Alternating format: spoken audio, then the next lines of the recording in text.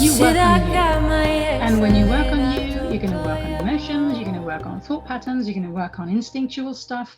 And the more we can see what we're working on and sort of direct the right kind of energy to all the respective faculties, we will increase balance. And as we increase balance, we're going to be more balanced. Everything is going to be more balanced. It's an awareness issue mostly. But the problem from the ego's point of view, who wants to be done with it yesterday, the problem is that first we need to see what's going on. And we do that. And the minute the ego sees or even suspects what's going on, it says, okay, so I'm going to fix this now. So it doesn't, so it stops bugging me and stops making trouble for me. And the problem is it's the ego trying to fix the ego, which usually doesn't work very well. So what we need to do is see that happens.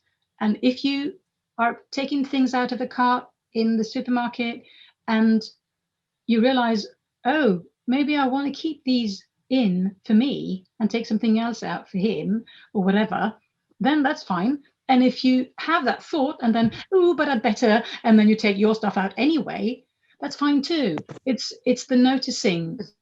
The noticing is so precious, but we think that if we don't do it right as soon as we see what's going on, then we're not getting anywhere. But the thing is, it's the seeing. The seeing is like 85%, 90% of the whole change. Because when we've seen it for the correct amount of time, which obviously varies from person to person and from situation to situation, then it changes. We stop doing that. But we need to be aware of how much pain we're creating for ourselves doing this. And this awareness comes from seeing it and staying with seeing it and not beating ourselves up for it, not beating anybody else up for it either. And this is hard and very provoking and challenging, because that's the worst bit. It was better when you weren't aware of it, because then you were just doing it and felt the way you felt. And then there is this bit when you're aware of it, and I'm doing it again, banging my head against the wall. And why am I still doing this when I know it hurts? And it's like, yeah, well, we do it till we don't.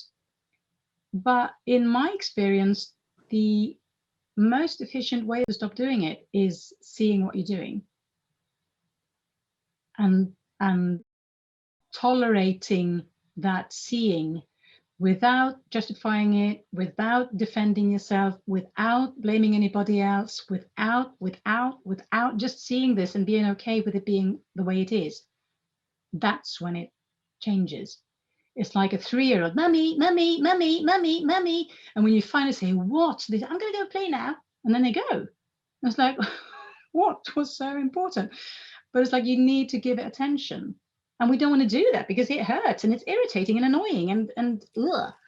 So we don't want to look at it. But that's unfortunately the best remedy I know.